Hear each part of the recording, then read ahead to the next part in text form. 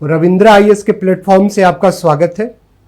और मैं सिद्धार्थ कुमार भूगोल विषय के विशेषज्ञ के रूप में हम लोग चर्चा करेंगे कि भूगोल विषय को किस प्रकार से पढ़ा जाए।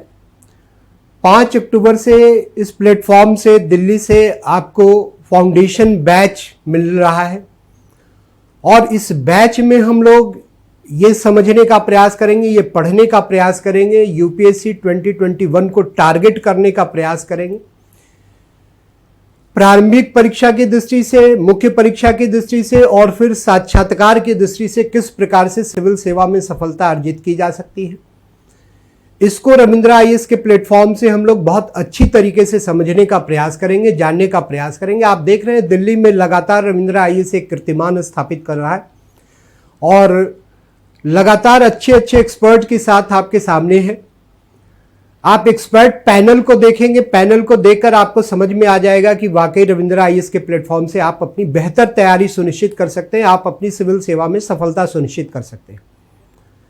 मैं सिद्धार्थ कुमार पिछले 20 वर्षों से सिविल सेवा के लिए प्रतियोगी छात्रों का निरंतर मार्गदर्शन करता आ रहा हूं और उसी कड़ी में रविंद्र आईएएस के प्लेटफॉर्म से हमारी कक्षाएं प्रारंभ होने जा रही है। फाउंडेशन बैच की शुरुआत हम लोग करने जा रहे हैं 5 अक्टूबर से। प्रारंभिक परीक्षा में कैसे सफल हुआ जाए, मुख्य परीक्षा में कैसे सफलता अर्जित की जाए और प्रारंभिक और मुख्य परीक्षा में सफलता के उपरांत साक्षात्कार को कैसे बेहतर किया जा सकता है, इसको ध्यान में रखते हुए ये कक्षाएं प्रारंभ हो रही हैं। और हम लोग विशेष तौर से आप हमारे साथ ज्योग्राफी का अध्ययन करेंगे। ज्योग्राफी को कैसे बेहतर बनाया जा सकता है प्रारंभिक परीक्षा की दृष्टि से, मुख्य परीक्षा की दृष्टि से और साक्षात्कार की दृष्टि से, इसको हम लोग देखने का प्रयास करेंगे। हम देखेंगे कि फाउंडेशन कोर्स में जीएस सेगमेंट को लेकर ज्योग्राफी को कितना बेहतर कर सकते हैं हम। ठीक है, तो एक टॉपिक के माध्यम से हम लोग ये समझने का प्रयास करेंगे कि किस प्रकार से प्रारंभिक परीक्षा में तैयारी की जाए, किस प्रकार से मुख्य परीक्षा की तैयारी सुनिश्चित हो और किस प्रकार से साक्षात्कार के लिए अपने आप को तैयार किया जाए। आप हमेशा ध्यान रखिए कि प्रारंभिक परीक्षा की तैयारी और मुख्य परीक्षा की तैयारी रणनीतिक रूप से भिन्न भिन्न होती है। प्रारंभिक परीक्षा के लिए तैयार करने का तरीका अलग है, स्ट्रेटजी अलग होती है। मुख्य परीक्षा के लिए अपने आप को तैयार करने की स्ट्रेटजी अलग होती है। और जब इन दोनों स्ट्रेटजी के तहत आप साक्षात्कार में अपने आप को प्रस्तुत करते हैं बोर्ड के सामने, तो वहां पर आप देखते हैं कि स्वतः ही साक्षात्कार आपका बेहतर होता है। तो जब आप 2 सीढ़ियां चढ़ चुके होते हैं तो तीसरी सीढ़ियों पर चढ़ने में आपको कहीं दिक्कत नहीं आती। लेकिन तब जब आपने वाकई एक तरीके से अध्ययन किया है, देखिए किसी भी विषय में अध्ययन इस बात पर निर्भर करता है कि आपको उसके अध्ययन की तकनीक की जानकारी हो, कैसे पढ़ा जाए उस विषय को। प्रारंभिक परीक्षा की दृष्टि से कैसे तैयार करें, मुख्य परीक्षा की दृष्टि से कैसे तैयार करें, यह जानना आपके लिए अत्यंत आवश्यक है। और उसी कड़ी में एक टॉपिक को हम प्रारंभ करते हैं, माउंटेन एंड माउंटेन बिल्डिंग से हम प्रारंभ करते हैं और समझने का प्रयास करेंगे प्रारंभिक परीक्षा, मुख्य परीक्षा और साक्षात्कार की दृष्टि से कैसे ये हमारे लिए उपयोगी टॉपिक है। और इसी रणनीति के तहत हम ज्योग्राफी के बाकी सेगमेंट को भी पढ़ने का प्रयास करेंगे। तो फाउंडेशन बैच आपकी समग्र सफलता को सुनिश्चित करने वाला बैच है। रविंद्र आईएएस के प्लेटफॉर्म से आप देखें हिंदुस्तान के तमाम बड़े एक्सपर्ट के साथ प्रारंभ हो रहा है।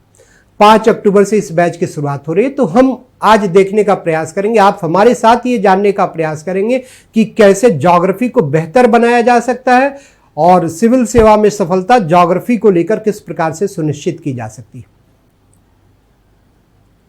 हम देखने का यह प्रयास करें, माउंटेन एंड माउंटेन बिल्डिंग को पढ़ने का प्रयास करें और समझने का प्रयास करें कि प्रारंभिक परीक्षा, मुख्य परीक्षा और साक्षात्कार में किस प्रकार से यहां से प्रश्न बनने की संभावनाएं निहित है। ठीक है, तो आज के लेक्चर में माउंटेन एंड माउंटेन बिल्डिंग, इस पर हम चर्चा करेंगे। ध्यान दीजिए। सबसे पहले जब भी किसी विषय की शुरुआत की जाती है तो उसके ABCD से शुरुआत की जाती है। हमने टॉपिक सेलेक्ट किया mountain and mountain building. Mountain and mountain building. Building, पर्वत और पर्वत निर्माण। ठीक है, अब सबसे पहले प्रश्न ये उठता है कि माउंटेन क्या होते हैं, पर्वत क्या होते हैं, पर्वत क्या होते हैं, माउंटेन क्या होते हैं। इस पर हम लोग सबसे पहले चर्चा करेंगे। ध्यान दीजिए, माउंटेन क्या है, पर्वत क्या होते हैं। माउंटेन्स क्या होते हैं, पर्वत, पर्वत किसे कहते हैं। ABCD के साथ विषय को पढ़ने का प्रयास कीजिए। निश्चित तौर से उस विषय पर आपकी बहुत अच्छी पकड़ होगी और बहुत बेहतर कर ले जाएंगे आप। तो जब हमने टॉपिक सेलेक्ट किया माउंटेन एंड माउंटेन बिल्डिंग, तो सबसे पहले इनसे रिलेटेड जो ज्योग्राफिकल टर्मिनोलॉजी है उसको समझने की जरूरत है। तो माउंटेन की बात हम करते हैं। सबसे पहले पर्वत है क्या, ध्यान दीजिए। हम पृथ्वी के धरातल पर कुछ स्थलाकृतियों को देखते हैं, कुछ लैंडफॉर्म्स को देखते हैं, और ये लैंडफॉर्म्स हमें कैसे दिखाई देते हैं, गौर कीजिए। ये लैंडफॉर्म्स आपको कैसे दिखते हैं, आप इस प्रकार की कुछ स्थलाकृतियों को देखते हैं, स्थल रूप को देखते हैं पृथ्वी के धरातल पर। पृथ्वी के धरातल पर पाए जाने वाले ये स्थल रूप ही पर्वत के रूप में जाने जाते हैं, माउंटेन कहलाते हैं। और इन्हें पृथ्वी के धरातल का, पृथ्वी का सेकंड ऑर्डर रिलीफ फीचर कहा जाता है, द्वितीय श्रेणी का उच्चावच कहते हैं।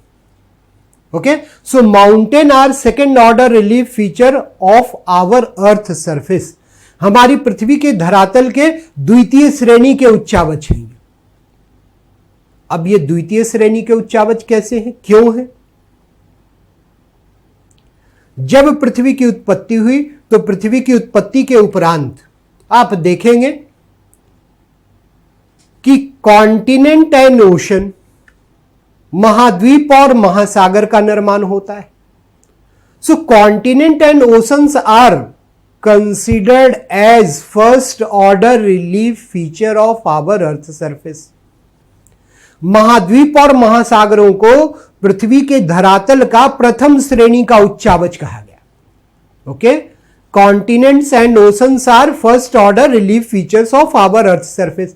हमारी पृथ्वी के धरातल के प्रथम श्रेणी के उच्चावच हैं। कौन? महाद्वीप और महासागर। जब इन्हीं महाद्वीप और महासागरों में पृथ्वी के इंटरनल फोर्स के कारण, पृथ्वी की आंतरिक शक्ति के कारण स्थल रूपों का निर्माण होता है, then they are called as first order relief features. तब उन्हें प्रथम श्रेणी का उच्चावच कहा जाता है। ओके, तो सॉरी, तब उन्हें द्वितीय श्रेणी का उच्चावच कहा जाता है। जब पृथ्वी की आंतरिक शक्तियों के कारण पृथ्वी के धरातल पर स्थल रूपों का निर्माण होता है, then they are called as second order relief features. तब उन्हें द्वितीय श्रेणी का उच्चावच। प्रथम श्रेणी के उच्चावच में कौन कौन से? महाद्वीप और महासागर। जब आंतरिक शक्तियों ने कार्य करके स्थल रूपों का निर्माण किया, जैसे पर्वतों के निर्माण हुए इंटरनल फोर्स के कारण, तो पर्वत क्या हो गए? द्वितीय श्रेणी के उच्चावच हो गए। So second order relief features of Earth's surface are developed by the internal forces of Earth. तो पृथ्वी के द्वितीय श्रेणी के उच्चावच पृथ्वी की आंतरिक शक्तियों के कारण विकसित किए जाते हैं, और पर्वत पृथ्वी की आंतरिक शक्तियों के कारण विकसित स्थल रूप है। So they are called as second order relief feature of earth. इन्हें पृथ्वी का द्वितीय श्रेणी का उच्चावच कहा गया। ध्यान रखिएगा, प्रथम श्रेणी के उच्चावच के रूप में कॉन्टिनेंट एंड ओशन, महाद्वीप और महासागर। द्वितीय श्रेणी के उच्चावच के रूप में, सेकेंड ऑर्डर रिलीफ फीचर्स के रूप में, land forms developed by internal forces of earth. पृथ्वी की आंतरिक शक्तियों के द्वारा विकसित स्थल रूप माउंटेन्स हो सकते हैं, प्लेटोज हो सकते हैं, प्लेन्स हो सकते हैं, पर्वत हो सकते हैं, पठार हो सकते हैं, मैदान हो सकते हैं। ठीक है ना? अब इन द्वितीय श्रेणी के उच्चावच के ऊपर जब पृथ्वी के एक्सटर्नल फोर्स काम करते हैं, पृथ्वी की बाह्य शक्तियां कार्यरत होती हैं और किसी लैंडफॉर्म्स का फॉर्मेशन करती है, then they are called as third order relief features. तब उन्हें तृतीय श्रेणी का उच्चावच कहा जाता है। अब जैसे मान लीजिए कि यह माउंटेन है और इस माउंटेन पर, इस पर्वत पर गौर कीजिए यहां पे, जैसे मान लीजिए कि ये माउंटेन है, ये माउंटेन है मान लेते हैं हम। अब इस पर नदियां प्रवाहित हो रही और प्रवाहित होने वाली नदियों ने, ये देखिए पर्वतीय ढाल, इस ढाल पर चट्टानों का इरोजन किया, अपर्दन किया, अपर्दन किया, अपर्दन किया, इरोजन किया। अपर्दन क्या है? Disintegration, decomposition of rocks by external forces of earth. पृथ्वी की बाह्य शक्तियों के द्वारा चट्टानों के विखंडन और वियोजन की प्रक्रिया अपर्दन कहलाती है, इरोजन कहलाती है। तो ये नदियां इस पर्वतीय ढाल पर जब चट्टानों का विखंडन और वियोजन करती हैं, then the develop V shaped valley, तब ये वी आकार की घाटी का निर्माण करती है। And such type of V shaped valley are called as gorge. और इस प्रकार की वी आकार की घाटी को हम क्या कहते हैं? गॉर्ज कहते हैं, गॉर्ज कहते हैं। Okay, so gorge, V shaped valley are third order relief features of our earth. हमारी पृथ्वी के तृतीय श्रेणी के उच्चावच है। ध्यान रखिएगा, प्रीलिम्स पॉइंट ऑफ व्यू से प्रथम श्रेणी के उच्चावच के रूप में कॉन्टिनेंट एंड ओशंस, महाद्वीप और महासागर। द्वितीय श्रेणी के उच्चावच कौन है? जो पृथ्वी की आंतरिक शक्तियों से विकसित हुए, जैसे पर्वत, पठार, मैदान। और तृतीय श्रेणी के उच्चावच कौन है? जो पृथ्वी की बाह्य शक्तियों के कारण चट्टानों के विखंडन और वियोजन से विकसित हुए, जैसे आपने देखा वी आकार की घाटी जो गॉर्ज के रूप में जानी जाती है, गॉर्ज कहलाती है, कैनियन कहलाती है। ओके, तो पर्वतों को द्वितीय श्रेणी का उच्चावच माना जाता है, सेकेंड ऑर्डर रिलीफ फीचर्स कहते हैं। क्लियर हो गया कॉन्सेप्ट आपका? प्रथम श्रेणी का उच्चावच महाद्वीप और महासागर, कॉन्टिनेंट एंड ओशंस। द्वितीय श्रेणी का उच्चावच पर्वत, पठार, मैदान जो पृथ्वी की आंतरिक शक्तियों द्वारा विकसित हुए। तृतीय श्रेणी का उच्चावच जो उन द्वितीय श्रेणी के उच्चावचों पर पृथ्वी की बाह्य शक्तियों के द्वारा चट्टानों के विखंडन और वियोजन से विकसित किए गए, जैसे आपने देखा गॉर्ज को, वी शेप्ड वैली को, है ना। Gorge are V-shaped valley. They are developed by the vertical erosion of rocks in mountainous course of river.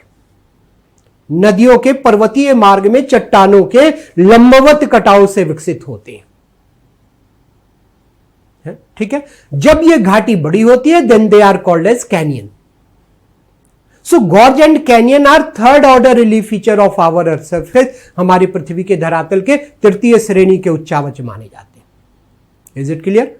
अब अगर प्रारंभिक परीक्षा में ऐसा कहीं प्रश्न बन जाए कि प्रथम श्रेणी के उच्चावच कौन है, तो आप कह सकते हैं continent and ocean. Second order relief features कौन है, द्वितीय श्रेणी के उच्चावच कौन है, तो आप कह सकते हैं land forms developed by internal forces of earth are called as second order relief features such as mountain, plateaus and plain. Is it clear? तृतीय श्रेणी का उच्चावच कौन सा होता है, तो आप कह सकते हैं land forms developed by external forces of earth, पृथ्वी की बाह्य शक्तियों के द्वारा विकसित स्थल रूप। और हमने देखा गॉर्ज को, कैनियन को, we shaped valley formed by reverse in their mountainous course buy vertical cutting of rocks, है ना। अब ध्यान दें, माउंटेन है क्या? अभी तो हमने ये जाना कि इन्हें द्वितीय श्रेणी के उच्चावच के रूप में हम जानते हैं। अब देखिए ये है क्या माउंटेन।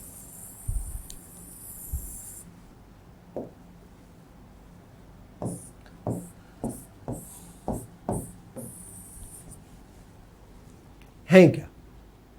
तो एक तो आपने देखा कि द्वितीय श्रेणी का उच्चावच है, second order relief features, and are developed by internal forces of earth, पृथ्वी की बाह्य शक्तियों के द्वारा विकसित किए गए।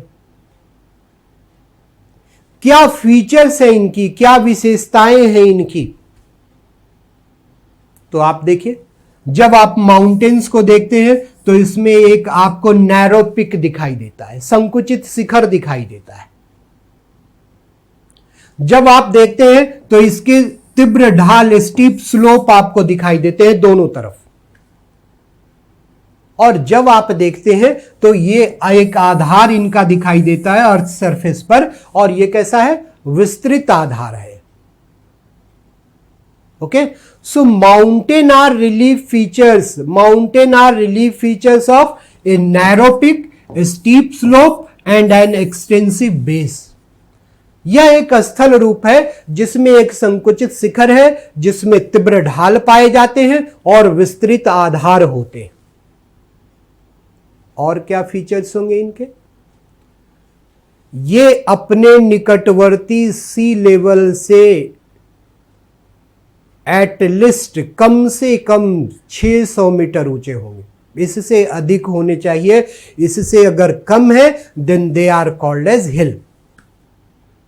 Okay, so there is a slight difference between mountain and hill. पर्वत और पहाड़ी के बीच एक सूक्ष्म अंतर है। किस बात को लेकर? हाइट को लेकर। अगर 600 मीटर 600 मीटर से अधिक ऊंचाई है देन दे आर माउंटेन। जब इससे कम ऊंचाई है तब क्या कहलाएंगे? ये हिल कहलाएंगे, पहाड़ी कहलाएंगे।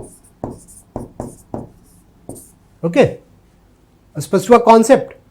पर्वत पृथ्वी के धरातल पर पाए जाने वाले द्वितीय श्रेणी के उच्चावच हैं, जिनमें एक संकुचित शिखर है, जिनमें तीव्र ढाल पाए जाते, जिनमें विस्तृत आधार पाए जाते, और अपने नियरेस्ट सी लेवल से इनकी ऊंचाई कम से कम 600 मीटर होती। Okay, mountain are second order relief feature of our earth surface. They have a narrow peak, steep slope and an extensive base. They are at least 600 meter of height. कम से कम 600 metre ऊंचाई के होते हैं, इससे अधिक ऊंचाई के होंगे। कम ऊंचाई है इससे तो they will be called hill. उन्हें क्या कहेंगे हम? पहाड़ी के रूप में जाने। तो पर्वत और पहाड़ी में फर्क है। अब देख लिया हमने पर्वत क्या है, द्वितीय श्रेणी का उच्चावच है। क्या है? इसमें एक संकुचित शिखर की विशेषता है। क्या है? इसके ढाल तीव्र है। और क्या है? आधार विस्तृत है। और क्या फीचर्स है? अपने नियरेस्ट सी लेवल से कम 600 मीटर इनकी ऊंचाई होगी। ठीक है, ध्यान दीजिए आप। जब आप चीजों को सूक्ष्मता से पढ़ेंगे तो पर्वतों से जुड़े हुए कई ऐसे शब्द आपको दिखाई देंगे जो लगभग समानार्थी शब्द के रूप में आपको दिखेंगे, लेकिन उनका अभिप्राय भिन्न होता है। हमने माउंटेन्स को देखा कि पर्वत क्या होते हैं, ये हमने देखा। ठीक है, देखा द्वितीय श्रेणी का उच्चावच। अब जब आप पढ़ेंगे तो हो सकता है कि एक इसी से मिलता जुलता शब्द आपको और मिले, पर्वत कटक, माउंटेन रिज कहते हैं इसे, माउंटेन रिज, पर्वत कटक। अब ये क्या है? जब भी पृथ्वी के धरातल पर पर्वतों के निर्माण होते हैं, उन पर्वतों की लंबाई अधिक होती है और चौड़ाई कम होती है। तो ऐसे ही लंबे और सकरे पर्वतों को पर्वत कटक कहा जाता है। Okay, mountain ridge are long and narrow stretch of mountain. पर्वतों के लंबे और सकरे विस्तार माने जाते हैं। अब देखिए, पर्वत और पर्वत कटक की जब हम डेफिनेशन की बात करेंगे तो दोनों में भिन्नता आपको दिखाई देगी। वैसा पर्वत जिसकी लेंथ अधिक हो, लंबाई अधिक हो और चौड़ाई कम हो, वही पर्वत क्या कहलाएगा? पर्वत कटक कहलाएगा। अब इनसे मिलता जुलता एक शब्द आपको और देखने को मिलेगा, पर्वत श्रेणी, माउंटेन रेंज, माउंटेन्स रेंज, पर्वत श्रेणी। अब ये क्या है? ध्यान दीजिए, पृथ्वी के धरातल पर विस्तृत पर्वत और पर्वत कटकों का एक सीरीज, क्रम, लगातार विस्तार। अब जैसे देखिए, ये सीरीज है, ये क्रम है, ये लगातार विस्तार है, एक के बाद एक, ये आपको लीनियर स्टेज में दिखाई दे रहे हैं, रेखीय स्थिति में दिखाई दे रहे हैं। तो पर्वत और पर्वत कटकों का यही विस्तार जो लीनियर स्टेज में आपको दिखाई देता है, रेखीय अवस्था में दिखाई देता है, लेकिन ये सारे पर्वत समान पर्वतीकरण युग के होंगे और इनके निर्माण की प्रक्रिया भी समान होगी। अब हम कह सकते हैं कि पर्वत श्रेणी पर्वत और पर्वत कटकों का एक लगातार क्रम है, विस्तार है, जिसमें सभी पर्वत समान युग के और समान प्रक्रिया से निर्मित हुए। Okay, mountain range R series of mountain and mountain ridge in which all mountains are developed during the same orogenetic process and by the same orogenetic and developed during the same orogenetic process and developed during the same orogenetic age. Okay, निर्माण की प्रक्रिया समान है और समान निर्माण युग है, तब क्या कहेंगे इन्हें?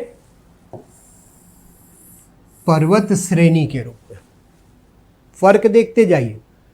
माउंटेन्स की जब हमने बात की, कहा सेकंड ऑर्डर रिलीफ फीचर है, हमने कहा इसमें एक नैरो पिक है, स्टीप स्लोप है और तीव्र ढाल है और विस्तृत आधार है।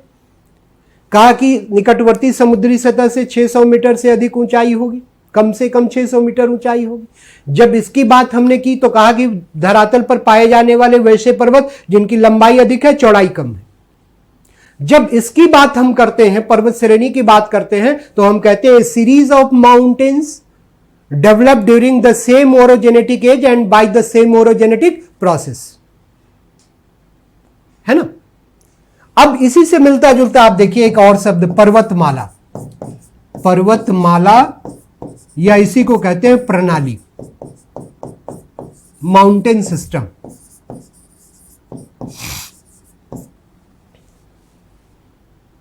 है ना। अब ये क्या है, गौर कीजिए, आप यहां देखने का, समझने का प्रयास कीजिए आप, क्या है ये।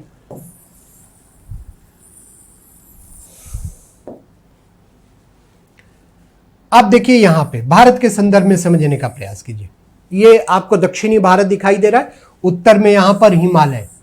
तो हिमालय को देखेंगे आप, तो हिमालय में आपको कई माउंटेन रेंज दिखाई देंगी, कई माउंटेन रेंज दिखाई देंगी, मुख्य रूप से 3, ग्रेटर हिमालय, सेंट्रल हिमालय और शिवालिक हिमालय। जब कभी भी पृथ्वी के धरातल पर कई माउंटेन रेंज, कई पर्वत श्रेणियां विकसित हुई हो, and they are almost parallel to each other, और वे लगभग एक दूसरे के समानांतर हो, they are developed during the same orogenetic age and by the same orogenetic process, then they are called as mountain system. उनका निर्माण समान पर्वतीकरण युग में हुआ है और निर्माण की प्रक्रिया समान है, तो उन्हें क्या कहते हैं? पर्वतमाला कहते हैं। तो जब पर्वतमाला की बात की जाएगी तो यह कहा जाएगा कि पर्वत श्रेणियों का समानांतर, लगभग समानांतर विस्तार, जिसमें सभी पर्वत श्रेणियां समान युग की हैं और उनके निर्माण की प्रक्रिया समान है। तो हिमालय के विषय में जब भी हम कहेंगे तो कहेंगे हिमालय एक पर्वतमाला है। हिमालय पर्वतमाला है, माउंटेन सिस्टम है। ध्यान दीजिए, जब कभी भी आपसे इंटरव्यू में ऐसा प्रश्न बन जाए, पूछ लिया जाए हिमालय क्या है, पर्वत है, पर्वत कटक है, पर्वत श्रेणी है या फिर पर्वत प्रणाली है। अब देखिए, अभी हम लोगों ने चर्चा की पर्वत क्या है, पर्वत के विषय में आपको बतलाया, पर्वत कटक क्या होते हैं, माउंटेन रिज क्या होते हैं, इसके विषय में बतलाया, पर्वत श्रेणी माउंटेन रेंज क्या होते हैं, इसके विषय में बतलाया, और ये पर्वत प्रणाली या माला जिसे कहते हैं, इसके विषय में बतलाया। और यहीं से प्रश्न बन जाए कि हिमालय इनमें से क्या है आपकी नजर में। साक्षात्कार में, इंटरव्यू में मान लीजिए कहीं ये प्रश्न बन गया, आप क्या कहेंगे? हिमालय पर्वत के रूप में भी आपको दिखाई देता है, हिमालय पर्वत कटक के रूप में भी आपको दिखाई देता है, हिमालय में पर्वत श्रेणियां भी पाई जाती हैं, और हिमालय अंततः क्या है? पर्वत प्रणाली है, mountain system. Himalaya is a mountain system. Why Himalaya is a mountain system? Because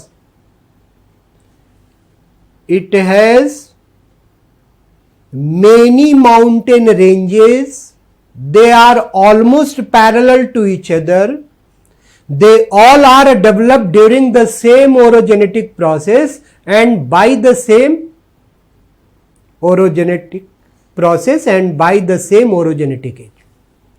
okay, तो ये सब हिमालय की ये श्रेणियां लगभग समानांतर हैं, समान पर्वतीकरण युग की हैं और निर्माण की प्रक्रिया समान है, इसीलिए हिमालय पर्वतमाला। अब देखिए कैसे पर्वतमाला। हिमालय के श्रेणियों का जो निर्माण युग है ये सब टर्शियरी एज की है, टर्शियरी एज की, टर्शियरी युग की। और निर्माण की जो प्रक्रिया है हिमालय का, सारी श्रेणियों का निर्माण चट्टानों के वलन क्रिया का परिणाम है। They all are developed due to folding of sedimentary rocks of Tethys sea, Tethys सागर के अवसादी चट्टानों के वलन का परिणाम। तो निर्माण युग सबका टर्शियरी युग है, टर्शियरी युग है। और निर्माण की प्रक्रिया सबकी क्या है? तो फोल्डिंग ऑफ रॉक्स, चट्टानों का वलन, सेल का वलन, वलन किसका? सेलों का, शैलों का वलन। Okay, and this is the reason why Himalaya are called as Himalayan mountain system. और यही कारण है कि हिमालय को हिमालय पर्वतमाला कहा जाता है। हिमालय को पर्वत नहीं, पर्वत कटक नहीं, पर्वत श्रेणी नहीं, अगर संपूर्णता में कहा जाएगा तो हिमालय को हिमालय पर्वतमाला के रूप में कहा जाएगा। ठीक है, कॉन्सेप्ट क्लियर है यहां पर आपका? साक्षात्कार में कहीं से भी कुछ भी पूछा जाए यहां से आप उसका जवाब दे सकते हैं। देखिए, साक्षात्कार की तैयारी हमेशा क्लासरूम से ही होती है।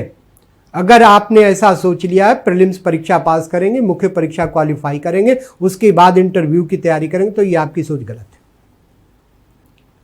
आपको जब भी तैयार करना है इंटरव्यू के लिए तो क्लासरूम से अपने आप को तैयार करना है ना। अब यहां हमने सारी चीजों की चर्चा की, पर्वत क्या है, पर्वत कटक क्या होते हैं, पर्वत श्रेणी क्या है, पर्वतमाला प्रणाली किसे कहते हैं, और यहां से आप तैयार हो गए, इंटरव्यू के लिए आपकी तैयारी हो गई। प्रारंभिक परीक्षा की तैयारी तो हुई ही यहां से, आपकी साक्षात्कार की भी तैयारी यहीं से हो गई। ठीक है, ध्यान दीजिए।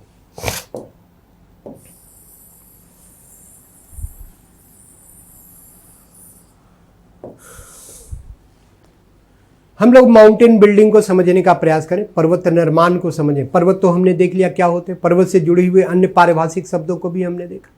अब माउंटेन बिल्डिंग, पर्वत निर्माण। पर्वत निर्माण, माउंटेन बिल्डिंग, बिल्डिंग पर्वत निर्माण। देखिए क्या है, पर्वतों का निर्माण, निर्माण प्रक्रिया के आधार पर पर्वत 4 प्रकार के माने जाते हैं। अगर पर्वतों का निर्माण चट्टानों की वलन की प्रक्रिया द्वारा होता है तब उन्हें हम कहते हैं फोल्डेड माउंटेन्स, वलित पर्वत,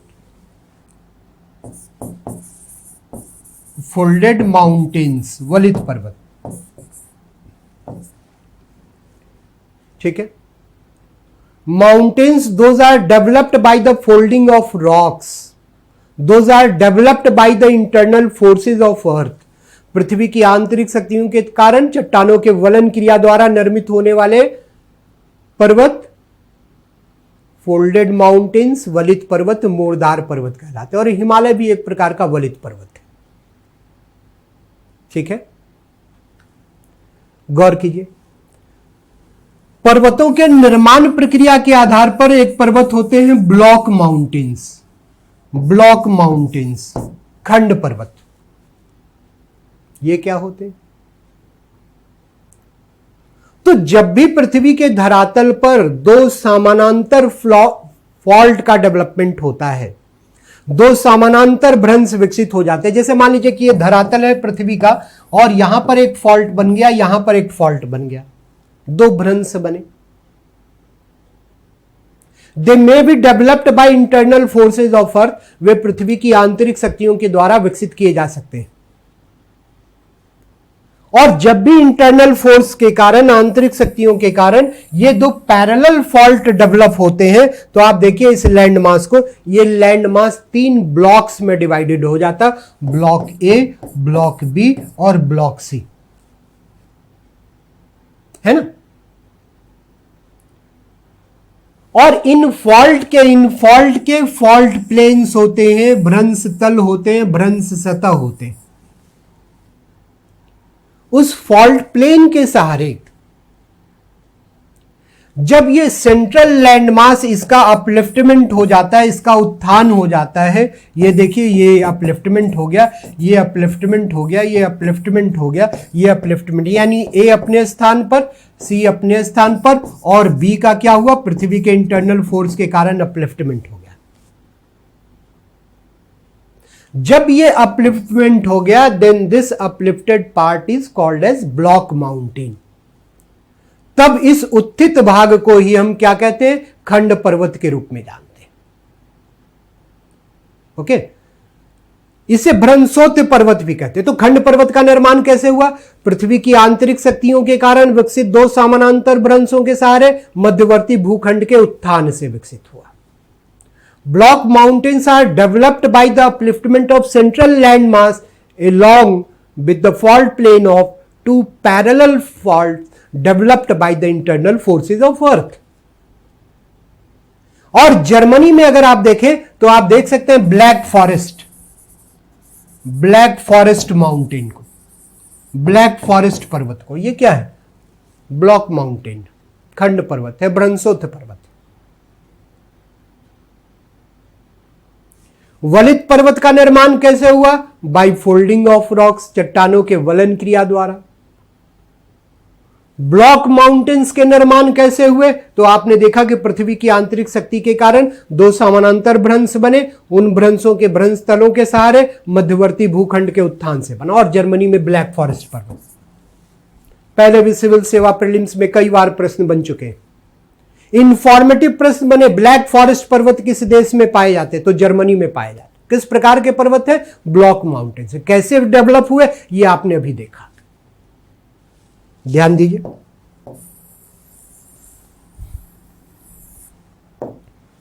गौर कीजिए, एक तो हमने देखा कि फोल्डेड माउंटेन्स है, फोल्डेड माउंटेन्स होते हैं।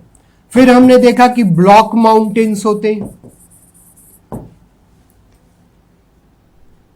जब भी पृथ्वी के धरातल पर पर्वतों का निर्माण ज्वालामुखी उद्गार के समय निकलने वाले ज्वालामुखी पदार्थों के जमाव से होता है, then they are called as volcanic mountains, तब उन्हें हम कहते हैं ज्वालामुखी पर्वत, volcanic mountains. Okay, so mountain developed by the accumulation of volcanic materials during volcanic eruption on earth's surface are called as volcanic mountains. वैसे पर्वत जो ज्वालामुखी उद्गार के समय निकलने वाले पदार्थों के संचयन से, जमाव से विकसित होते हैं, उसी को हम कहते हैं ज्वालामुखी पर्वत के रूप में। आप इक्वाडोर में कोटोपैक्सी को देखिए, कोटोपैक्सी को देखिए, क्या है, वॉल्केनिक माउंटेन। इसी प्रकार से आप देख सकते हैं इटली में माउंट एटना है, जापान में फ्यूजीसान को देख सकते हैं, फिलीपींस में माउंट मेयान को देख सकते हैं, और तमाम वॉल्केनिक माउंटेन्स को आप देख सकते हैं। इसके बाद क्या होता है,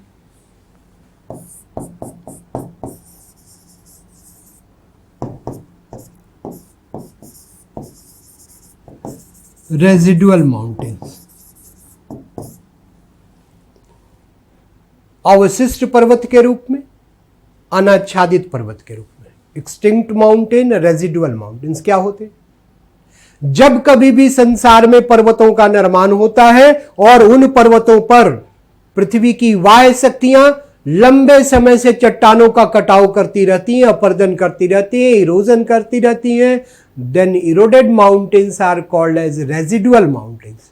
और उन्हीं अपर्दित पर्वतों को हम अवशिष्ट पर्वत के रूप में जानते हैं, अनाच्छादित पर्वत के रूप में जानते हैं। इज इट क्लियर, है ना। तो अवशिष्ट पर्वत, अनाच्छादित पर्वत, समझ में आ गया क्या है। तो 4 प्रकार के पर्वत और इन पर्वतों के निर्माण प्रक्रिया को हमने देखा कि कैसे इनका विकास होता है। आप देखिए अवशिष्ट पर्वत के रूप में भारत के अरावली को देखिए, संसार का प्राचीनतम पर्वत, संसार का प्राचीनतम पर्वत और प्री कैम्ब्रियन ओरोजेनेटिक एज में विकसित हुआ पर्वत, प्री कैम्ब्रियन पर्वतीकरण युग का पर्वत अरावली। कई बार प्रीलिम्स में प्रश्न आ चुके हैं। अरावली प्री कैम्ब्रियन पर्वतीकरण युग का संसार का प्राचीनतम पर्वत, भारत में अवस्थित, भारत के कई राज्यों में इसका विस्तार, गुजरात में, राजस्थान में, हरियाणा में और दिल्ली में अरावली का एक्सटेंशन आप देख सकते हैं, लेकिन most of the part of Aravalli are in Rajasthan. Is it clear? तो 4 प्रकार के पर्वतों को देखा। वलित पर्वत के रूप में आपने देखा, खंड पर्वत को देखा, ज्वालामुखी पर्वत को देखा और आपने देखा अवशिष्ट पर्वत। वलित पर्वतों के निर्माण को लेकर कई प्रकार के कॉन्सेप्ट दिए गए। ठीक है, उनमें से एक कॉन्सेप्ट पर अभी हम चर्चा कर रहे हैं और जर्मनी के भूगर्भ शास्त्री थे कोबर।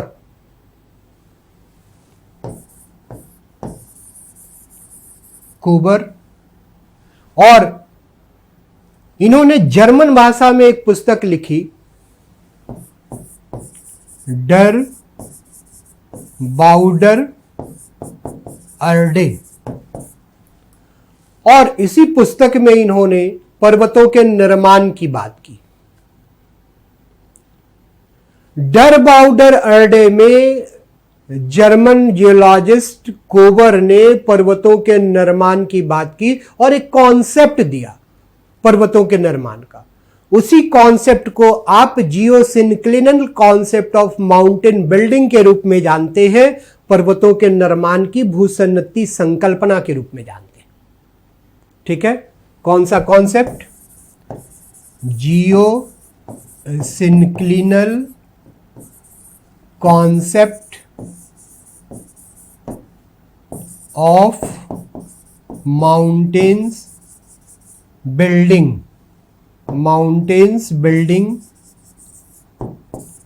पर्वतों के निर्माण की भूसन्नति संकल्पना। और इसी पर हम चर्चा करेंगे और देखेंगे कि किस प्रकार से कोबर ने पर्वतों के निर्माण की बात की, भूसन्नति संकल्पना की बात की।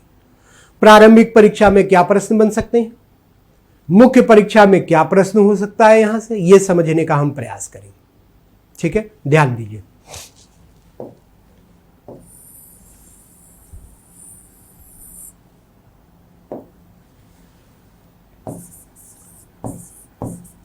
भूसन्नति संकल्पना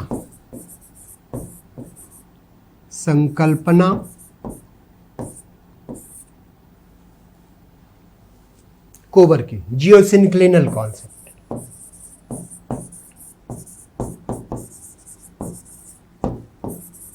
कॉन्सेप्ट ऑफ माउंटेन बिल्डिंग। अब देखिए एक शब्द है भूसन्नति, जियोसिंक्लाइन। इस भूसन्नति को भू अभिनति भी कहते हैं। भू अभिनति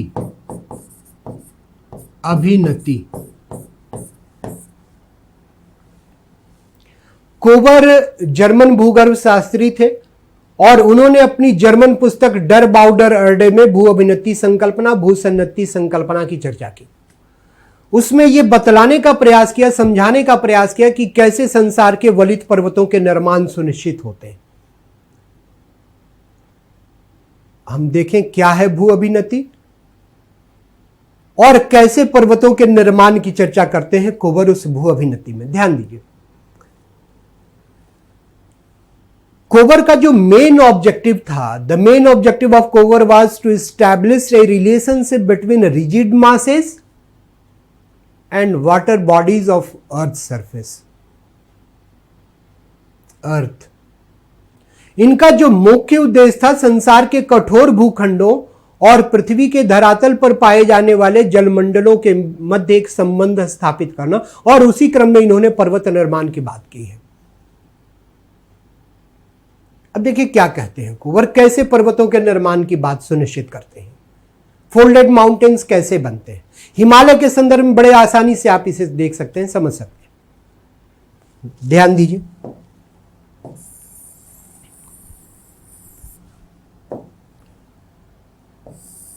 कोवर का यह मानना है कि आज जहां पर मोड़दार पर्वत पाए जाते हैं वहां पर पहले कभी एक लंबा, चौड़ा और छिछला जलगर्त हुआ करता था। एक ऐसा जलगर्त, वाटर बॉडीज, जलीय क्षेत्र जिसकी लंबाई है, जिसकी चौड़ाई है और जिसकी गहराई कम है, कम गहराई। ओके, इसी को इन्होंने कहा जियोसिंक्लाइन भूसन्नति, भूसन्नति या भू अभिनति, भू अभिनति, geosyncline. Okay, so geosyncline is a long, wide and narrow sea area. भूसन्नति एक लंबी, देखिए लंबी चौड़ाई वाली और कम गहराई वाली सागरीय जल क्षेत्र को माना इन्होंने। ठीक है, अब ये मान लेते हैं हम कि ये भूसन्नति है, जियोसिंक्लाइन है, भूसन्नति। कोवर के अनुसार इन्होंने कहा कि ये जो जल क्षेत्र है, भूसन्नति है, जियोसिंक्लाइन है, it was surrounded by rigid masses. ये कठोर भूखंडों से घिरी रही। यहां मान लेते हैं कि रिजिड मास है, कठोर भूखंड है, कठोर भूखंड है। यहां मान लेते हैं कि कठोर भूखंड है।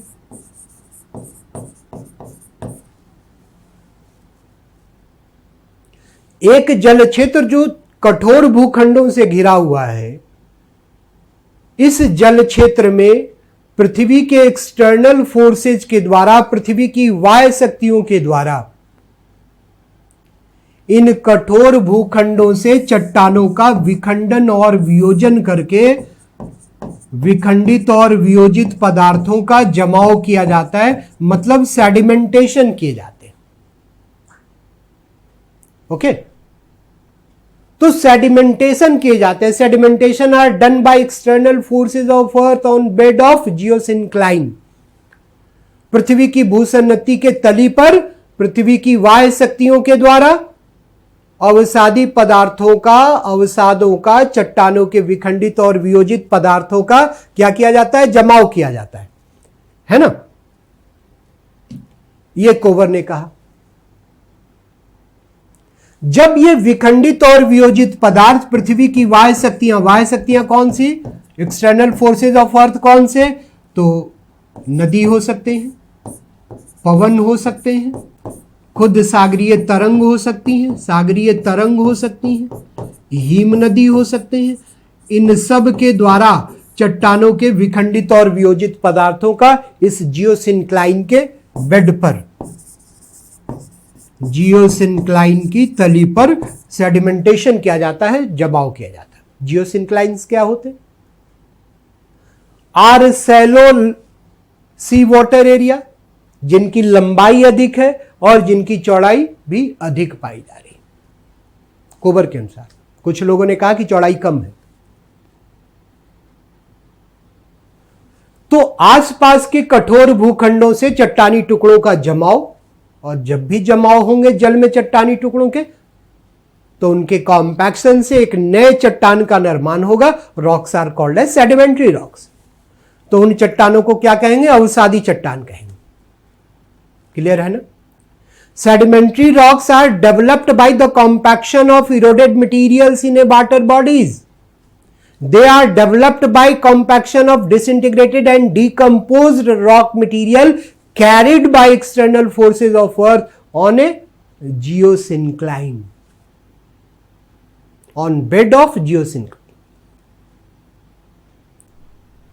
तो ये विखंडित और वियोजित पदार्थ जब आप देखें कि भूसन्नति की तली पर लाकर जमा किए जाते हैं, then sedimentary rocks are form, तब अवसादी चट्टानों का निर्माण होता है। और यह प्रक्रिया करोड़ों वर्षों से चल रही है। यह जियोसिंक्लाइन है, भूसन्नति है, एक जल क्षेत्र है, सागरीय क्षेत्र है, जिस पर आसपास के लैंड मास से पृथ्वी के एक्सटर्नल फोर्सेस के द्वारा चट्टानों का विखंडन वियोजन किया गया और विखंडित और वियोजित पदार्थों का लाकर यहां पर जमाव किया गया। इनके जमाव से यहां पर सेडिमेंट्री रॉक्स का फॉर्मेशन, अवसादी चट्टानों का निर्माण। यह प्रक्रिया जब करोड़ों वर्षों से चलती रहती है तो इस भूसन्नति की तली पर भार बढ़ने लगता है और तली पर भार बढ़ने का परिणाम क्या होता है? It gets subsidence. It gets subsidence. इसमें अवतलन की प्रक्रिया प्रारंभ होती है। ये नीचे की ओर धंसने लगती है। ये देखिए, ये नीचे की ओर धंसने लगती है, नीचे की ओर धंसने लगती है। ये देखिए, ये नीचे की ओर धंसने लगती है। जैसे ये नीचे की ओर धंसने लगती है, इसमें सब्सिडेंस प्रारंभ होता है। आप देखेंगे कि इस जियोसिंक्लाइंस का ये भूखंड इधर जो है रिजिड मास है और इधर जो रिजिड मास है, they move to each other. ये एक दूसरे की ओर गतिशील होते हैं। ये तली में अवतलन, इसका मूवमेंट इस ओर, इसका मूवमेंट इस ओर, दोनों एक दूसरे की ओर बढ़ते हैं। यहीं पर कहा जाता कोवर के अनुसार कि यहां पर एक फोर्स डेवलप हुई और फोर्स कौन सी है? Contraction force. कॉन्ट्रैक्शन फोर्स,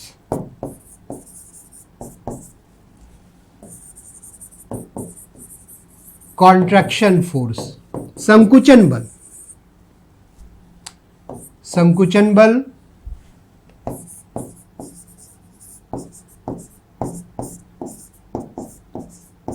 ठीक है। कॉन्ट्रैक्शन फोर्स क्यों डेवलप हुई? Contraction force due to subsidence of bed of geosyncline, भूसन्नति की तली के अवतलन के कारण जब दोनों रिजिड मास एक दूसरे की ओर मूव करने लगे, then developed force are called as contraction force, and contraction force are responsible for development of folded mountains। और यही संकुचन बल वलित पर्वतों के निर्माण के लिए उत्तरदायी माने जाते हैं। कैसे?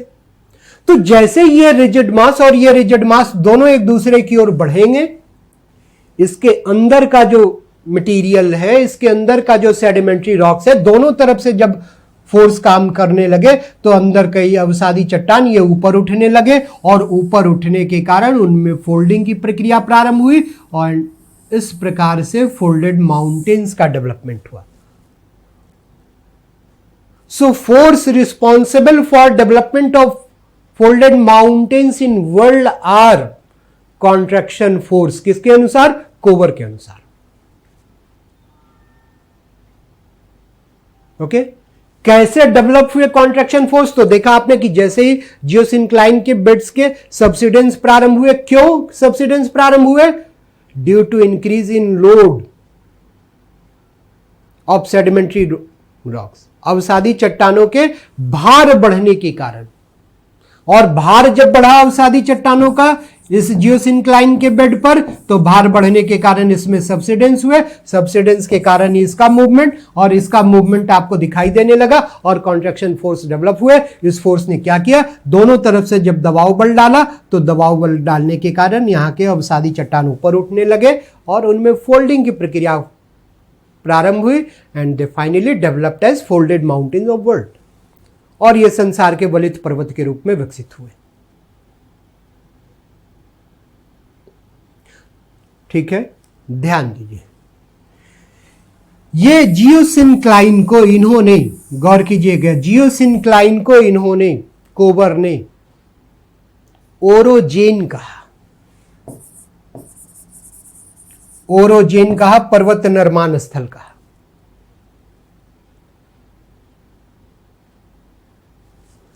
फिर से ध्यान से देखने का, समझने का प्रयास कीजिए किस प्रकार से कोवर सारी चीजों को समझाते हैं और क्या जर्मन शब्द इस्तेमाल करते हैं समझाने के क्रम में।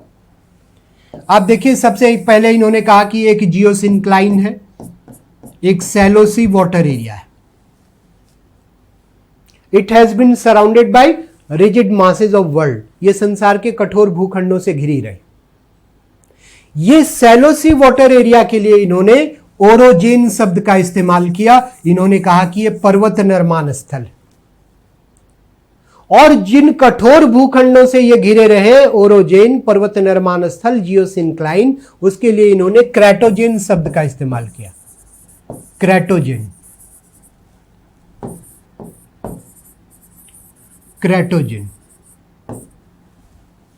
इस ओरोजेन में क्रेटोजेन से चट्टानी टुकड़े, विखंडित पदार्थ, इरोडेड मटेरियल्स का डिपोजिशन हुआ, जमा हुआ। किसके द्वारा किए गए? By external forces of earth.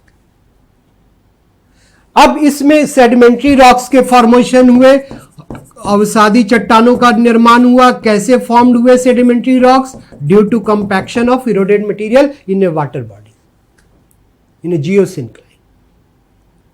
इस जल क्षेत्र में भूसन्नति में अवसादी चट्टानों के संगठन से विकसित हुए। ठीक है। अब जब यह भार बढ़ने लगा, तो इन्होंने कहा कि ये फोरलैंड और ये फोरलैंड दोनों एक दूसरे की ओर बढ़ने लगे, गतिशील हुए। कॉन्ट्रैक्शन फोर्स डेवलप हुआ, संकुचन बल विकसित हुआ, और उस संकुचन बल का परिणाम क्या हुआ कि इन्होंने कहा कि आप देखिए यहां पर माउंटेन बने और यहां पर माउंटेन बने, यानी दोनों सिरे पर पर्वत का निर्माण हुआ। यहां पर और यहां पर संकुचन बल कार्य किया, यहां पर माउंटेन बिल्डिंग, यहां पर माउंटेन बिल्डिंग, और ये मध्य का भाग इन्होंने कहा कि ये मीडियन मास,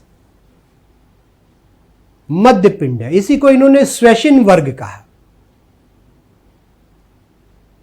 इन दोनों किनारों पर विकसित हुए पर्वतों के लिए इन्होंने जर्मन शब्द इस्तेमाल किया, रैंडकैटन। रैंडकैटन शब्द इस्तेमाल किया इन्होंने इन पर्वतों के लिए, ठीक है। तो इस प्रकार से कोवर ने अपने पर्वतों के निर्माण के जियोसिंक्लिनल कॉन्सेप्ट में पर्वतों के निर्माण के लिए कॉन्ट्रैक्शन फोर्स को उत्तरदायी माना, संकुचन बल को उत्तरदायी माना। फोर्स कैसे डेवलप हुआ? तो इन्होंने कहा it develops due to subsidence of geosynclinal bed. अब क्यों सब्सिडेंस हुआ? तो इन्होंने कहा कि due to increase in load, भार बढ़ने के कारण, भार में वृद्धि के कारण। भार में वृद्धि कैसे हुआ? तो sedimentation done by external forces of earth, पृथ्वी की बाह्य शक्तियों के द्वारा अवसादीकरण किए गए। क्लियर है? हिमालय के संदर्भ में आप समझने का प्रयास कीजिए, ध्यान दीजिए, यहीं से मुख्य परीक्षा में आपके लिए प्रश्न बन सकते हैं। हिमालय के विषय में कहा जाता कि आज जहां पर हिमालय पर्वतमाला है वहां पहले एक जियोसिंक्लाइन था, एक सागर था, जल क्षेत्र था जिसकी गहराई कम थी, और इसी को टेथिज सी के रूप में माना गया, टेथिज सी कहा गया। ठीक है। It was surrounded by rigid masses. कौन से? अंगारा land and Gondwana land. North में कहा गया कि अंगारा लैंड है और साउथ में कहा गया कि गोंडवाना लैंड। अंगारा लैंड और गोंडवाना लैंड।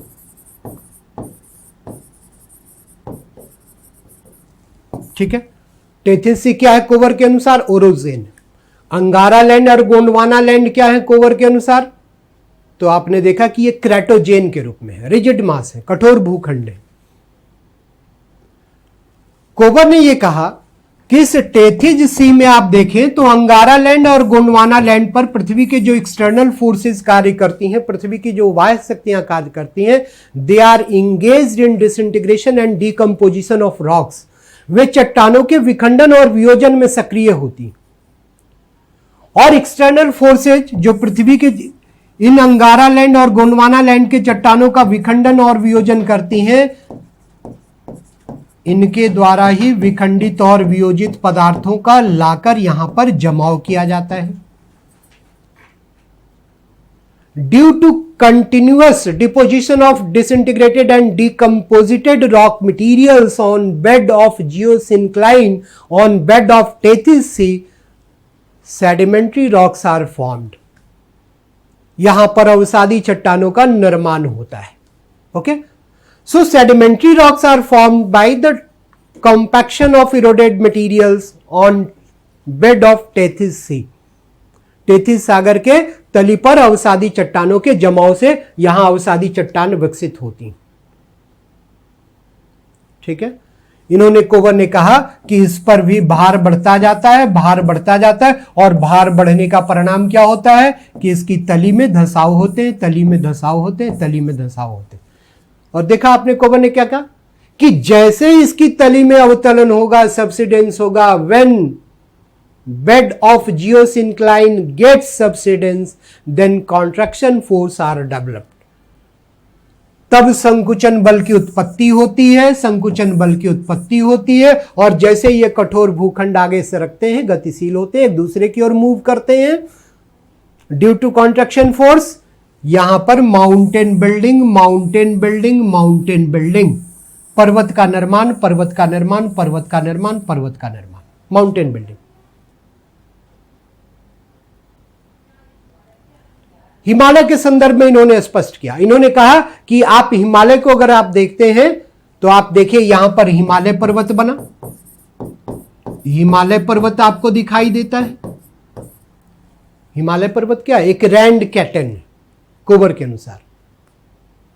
यहां उत्तर में आप देखिए तो यहां पर चीन में आप देख सकते हैं कुनलुन माउंटेन को, कुनलुन पर्वत को, और हिमालय और कुनलुन पर्वत के बीच में मध्य में जो मीडियन मास, जो अप्रभावित है, वलन से अप्रभावित है, इसी को कोवर ने कहा तिब्बतन प्लेटो, तिब्बत का पठार।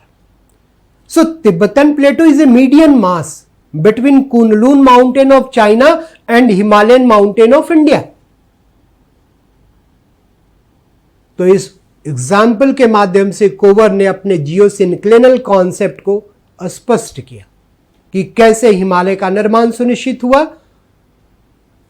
टेथिज जियोसिंक्लाइन में, टेथिज सी में। अब अगर आपसे पूछा जाए कि हिमालय में किस प्रकार की चट्टानें हैं, क्या कहेंगे आप? It is mainly formed by sedimentary rocks. यह अवसादी चट्टानों से बना है हिमालय। क्यों? क्योंकि हिमालय का निर्माण क्षेत्र क्या है? टेथिज सागर है, और जल क्षेत्र में अवसादी चट्टानों के निर्माण होते हैं। ठीक है, अब मुख्य परीक्षा के लिए क्या प्रश्न बन सकते हैं आपसे? सीधे सीधे प्रश्न भारत के संदर्भ में यह दिया जा सकता है, हिमालय पर्वतमाला की उत्पत्ति को भूसन्नति संकल्पना के आधार पर स्पष्ट कीजिए, उसकी व्याख्या कीजिए। Explain the mountain building process of Himalaya on the basis of geosynclinal concept. और 200 वर्ड्स में, 200 शब्दों में लिखने के लिए आपसे पूछे जा सकते हैं। लिख सकते हैं मुख्य परीक्षा में। डायग्राम आपको बनाना है और लिखना है। प्रारंभिक परीक्षा को तैयार करने के लिए जहां इंफॉर्मेटिव टेक्निक्स को एडॉप्ट करते हैं, कॉन्सेप्चुअल टेक्निक्स को एडॉप्ट करते हैं, कार्टोग्राफिकल टेक्निक्स के सहारे चीजों को समझने का प्रयास करते हैं, वहीं मुख्य परीक्षा के लिए आपको यह ध्यान में रखना है कि आपका राइटिंग स्किल ये मायने रखता है कि आप कैसे चीजों को प्रस्तुत करते हैं। रिप्रेजेंटेशन, आप सब कुछ जानते हैं, लेकिन उन चीजों को प्रश्न के अनुसार कैसे आप सजा कर लिखते हैं, इस पर ध्यान देने की जरूरत। और ज्योग्राफी, फिजिकल ज्योग्राफी की जब हम बात करते हैं तो वहां तो डायग्राम मस्ट है। फ्लो चार्ट आप दे सकते हैं, और जितना अधिक डायग्रामेटिक होंगे उतना अच्छे तरीके से उन चीजों को स्पष्ट करने में आप सफल होंगे, और एग्जामिनर को भी स्पष्ट करने में आप सफल होंगे, नंबर आपको अच्छे मिलेंगे। तो एक प्रश्न आपने देखा मुख्य परीक्षा के लिए यहां से बनता हुआ नजर आया आपको। सीधे सीधे कोवर के भूसन्नति संकल्पना के आधार पर हिमालय पर्वतमाला की उत्पत्ति प्रक्रिया स्पष्ट कीजिए, है ना? तो 200 शब्दों में यहां से प्रश्न बनता हुआ आपको नजर आएगा। ध्यान दीजिए।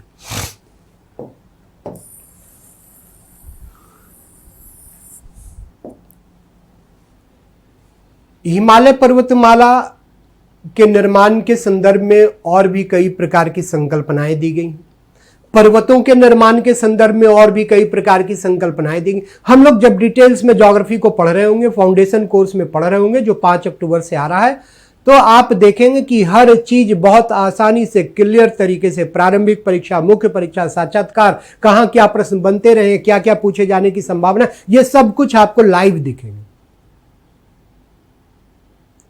और इस प्लेटफॉर्म से, रविंद्रा आईएएस के प्लेटफॉर्म से आप देखेंगे कि इस बार बहुत ही बेहतर तरीके से यूपीएससी की तैयारी आपके लिए सुनिश्चित की जा रही। प्रारंभिक परीक्षा, मुख्य परीक्षा और साक्षात्कार, तीनों स्तरों पर अन्य प्लेटफॉर्म से अलग और सफलता के लिए सुनिश्चित रूप से आप देखेंगे कि यह प्लेटफॉर्म आपके लिए कार्य करता हुआ नजर आएगा। माउंटेन बिल्डिंग की बात हम लोग करें, हमने देखा माउंटेन्स क्या होते हैं, हमने देखा माउंटेन रिज क्या होते हैं, रेंज क्या होती है, माउंटेन सिस्टम क्या होती, कितने प्रकार के माउंटेन्स हैं, हमने देखा कोबर के जियोसिंक्लिनल कॉन्सेप्ट को कि कैसे पर्वतों का निर्माण सुनिश्चित हुआ। प्लेट टेक्टोनिक्स भी माउंटेन बिल्डिंग की बात करता है, पर्वतों के निर्माण की बात करता है। हम बहुत डिटेल्स में तो नहीं जाएंगे, लेकिन यह समझने का फिर भी प्रयास करेंगे कि कैसे पर्वतों का निर्माण प्लेट टेक्टोनिक्स में सुनिश्चित होता है। प्लेट टेक्टोनिक्स, प्लेट का अभिप्राय होता है पृथ्वी की ऊपरी परत कई कठोर भूखंडों में बटी है। टेक्टोनिक का अभिप्राय है, विवर्तनिकी का अभिप्राय है पृथ्वी की इन कठोर भूखंडों के संचलन के कारण धरातल पर होने वाली कंस्ट्रक्टिव एंड डिस्ट्रक्टिव फिनोमिनास, धरातल पर होने वाली रचनात्मक और विनाशात्मक गतिविधियां। ठीक है, तो प्लेटों के मूवमेंट के आधार पर, प्लेटों की गतिशीलता के आधार पर पर्वतों के निर्माण की बात की जाती है, माउंटेन बिल्डिंग की बात की जाती है। हम देखने का प्रयास करें कैसे माउंटेन बिल्डिंग की बात की जाती है प्लेटों के मूवमेंट के आधार पर। गौर कीजिएगा।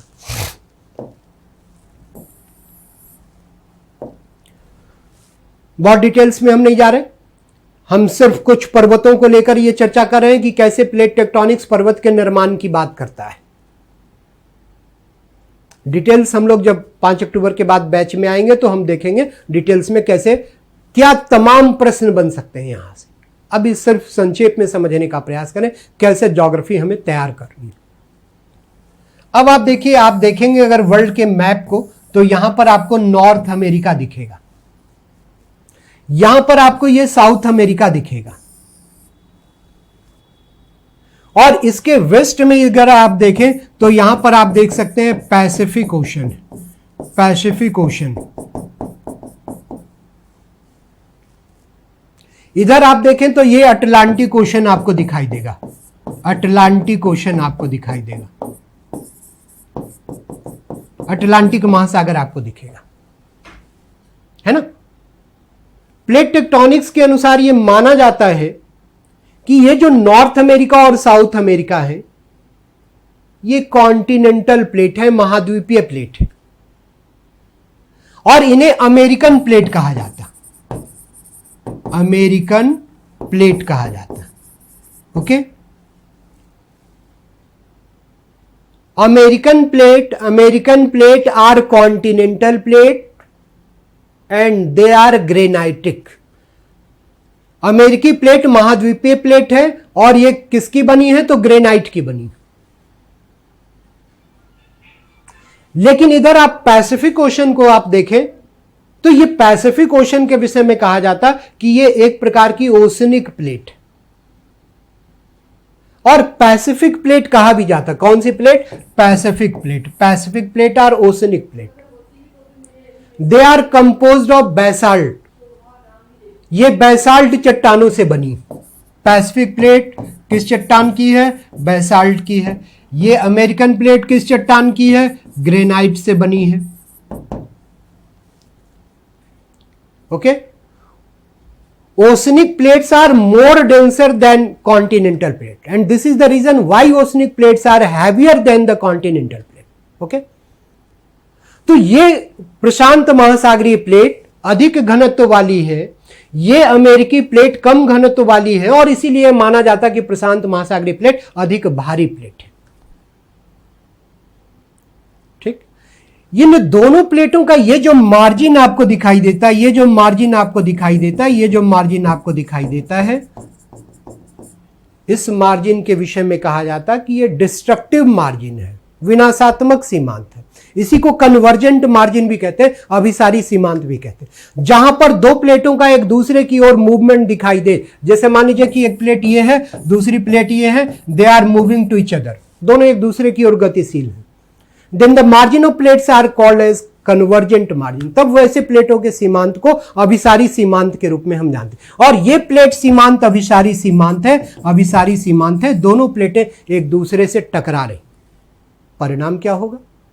ये जो पैसिफिक प्लेट है जिसकी डेंसिटी ज्यादा है, जो अधिक भारी है, जैसे ही प्लेट टकराई, देखिए एक प्लेट ये है, दूसरी प्लेट ये है, ये पैसिफिक प्लेट मान लेते हैं, इसको हम अमेरिकन प्लेट मान लेते हैं, दोनों प्लेट टकराई, ये भारी, तो भारी प्लेट का सबडक्शन होता है, ये नीचे की ओर जाती है, अभिसरित होती है, कन्वर्जेंस होता है,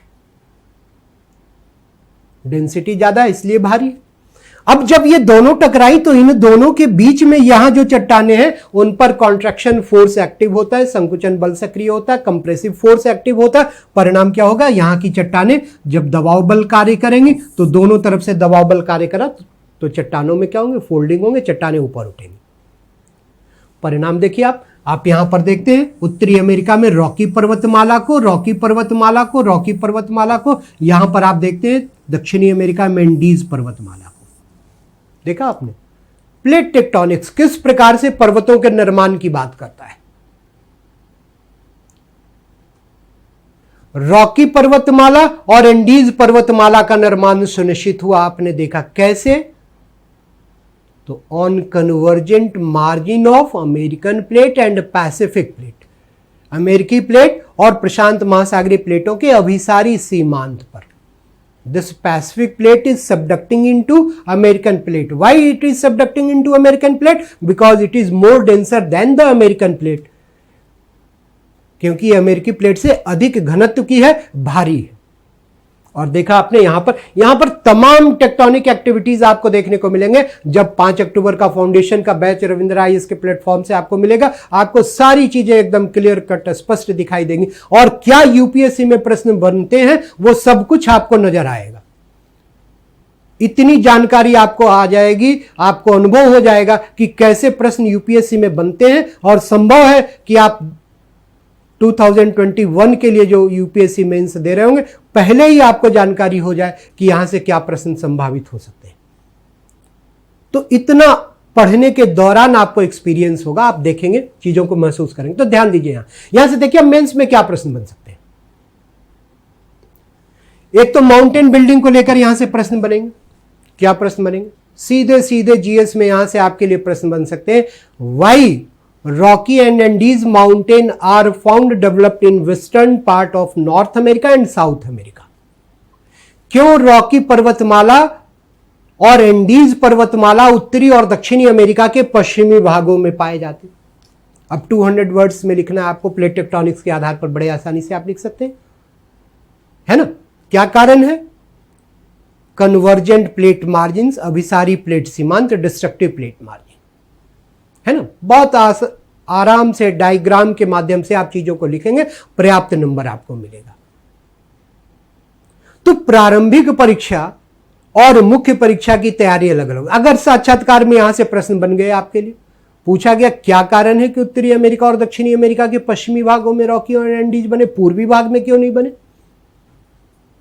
तो प्लेट टेक्टोनिक्स इसको एक्सप्लेन करता है, प्लेट विवर्तनिकी इसको स्पष्ट करता है। और भी तमाम क्वेश्चन यहां से बनेंगे, जब हम लोग डिटेल्स में प्लेट टेक्टोनिक्स का अध्ययन कर रहे होंगे तो वहां पर देखने का प्रयास करेंगे, है ना? तो हर चीजों को, मेरे कहने का मतलब यह है कि जिन चीजों को पढ़ेंगे वहां पर हम देखने का प्रयास करेंगे, प्रारंभिक परीक्षा, मुख्य परीक्षा और साक्षात्कार के लिए क्या प्रश्न बनते हैं। यही फाउंडेशन बैच का कॉन्सेप्ट भी होता है, यही फाउंडेशन बैच का ऑब्जेक्टिव भी होता है। तो एक समग्रता के साथ, एक संपूर्णता के साथ आपको चीजों को पढ़ने को मिलेगा। हिमालय की बात करेंगे, हिमालय के निर्माण की बात करेंगे, तो प्लेट टेक्टोनिक्स में आप पढ़ेंगे कि Himalayan mountain is developed due to movement of Indian plates into towards Eurasian plate. Himalaya पर्वतमाला का निर्माण भारतीय प्लेट के यूरेशियाई प्लेट की ओर गतिशीलता का परिणाम है। वहीं पर आपको पढ़ने को यह भी मिलेगा कि why eastern Himalaya are more higher than the western Himalaya. पूर्वी हिमालय पश्चिमी हिमालय से अधिक ऊंचाई का क्यों? ये तमाम चीजें आपको पढ़ने को मिलेगी।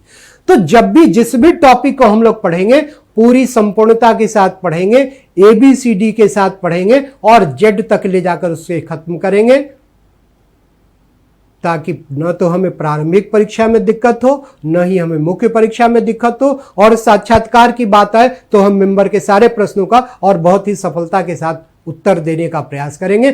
इसी उद्देश्य के साथ रविंद्र IAS 5 अक्टूबर को आपके साथ फाउंडेशन बैच को लेकर आ रहा है, और देखें बेहतर टीम के साथ आ रहा है। दिल्ली में अपने आप में एक अनूठी टीम के साथ आपके साथ आ रहा है, और आपको इसका बेहतर से बेहतर लाभ मिलेगा। आप देखेंगे सिविल सेवा में सफलता किस प्रकार से सुनिश्चित होती है।